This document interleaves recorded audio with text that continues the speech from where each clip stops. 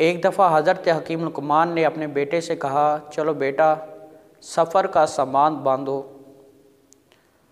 सामान तैयार हुआ। हज़रत हकीम लुकमान उस सवारी पर सवार हो गए।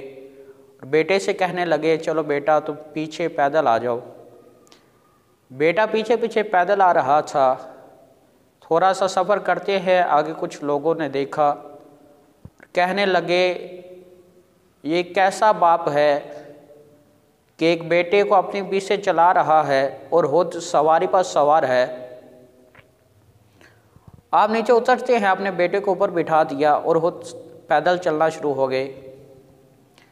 थोड़ा सा सफ़र तय करते हैं, उसके बाद फिर कुछ लोगों ने देखा और कहने लगे ये कैसा बेटा है, इसे बाप की कदर का नहीं पता, खुद सवारी पर सवार है और बूढ़े बाप को अपने पीछे पैदल चला रहा है। हज़रत हकीम लुकमान ने अपने बेटे को भी उतार लिया। दोनों बाप बेटा ऊपर सवार हो जाते हैं। थोड़ा सा सफ़र करते हैं, आगे फिर कुछ लोगों ने देखा और कहने लगे कि ये कितने बेरहम है, एक कमज़ोर सवारी के ऊपर दोनों सवार हो गए हैं। अगर ये एक एक करके सफ़र करते तो सवारी के लिए भी आसानी होती। आप दोनों नीचे उतर जाते हैं और दोनों ही पैदल सफ़र करना शुरू कर देते हैं।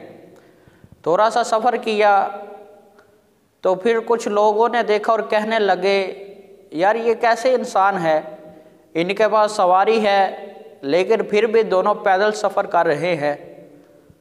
मंजिल पर पहुंचने के बाद हज़रत हकीम लुकमान ने अपने बेटे को बिठाया और फरमाया, ए बेटा तुमने देखा है कि रास्ते में क्या क्या वाक़या पेश आया। अगर हम लोगों की बातों की तरफ ध्यान देना शुरू कर देते तो हम अपनी मंजिल को खो बैठते। अरे बेटा सारी ज़िंदगी तुमने लोगों की तरफ ध्यान नहीं देना। अगर तुम लोगों को खुश करने की कोशिश करोगे कभी भी ये तुमसे खुश नहीं हो सकेंगे और किसी हाल में भी तुम इनको खुश नहीं कर सकोगे।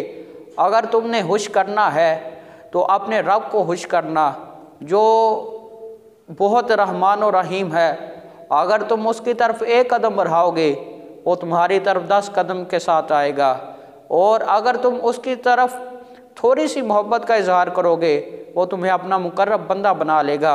अपना ईमान हमेशा जो है अपने रब के हुजूर रखना, अपने रब की रज़ामंदी चाहना, और जो रब की रज़ामंदी चाहता है वो ही शख्स अपना मकाम पा लेता है।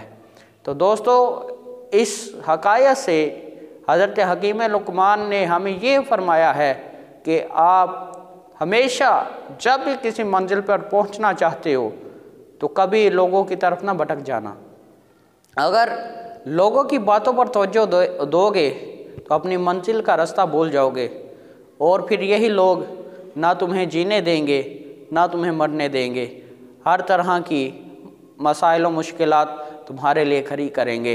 इसीलिए अगर हम कोई मंजिल चाहते हैं हमें चाहिए लोगों की तरफ ध्यान को छोड़कर अपने रब के हुजूर ध्यान करके अपने रब की रज़ा के लिए हर नेक काम की कोशिश करे और अपने रब के हुजूर ये दुआ करे कि अल्लाह हमें नेक काम करने की तौफीक अता फरमाए और हमें बुरे कामों से बचने की तौफीक अता फरमाए।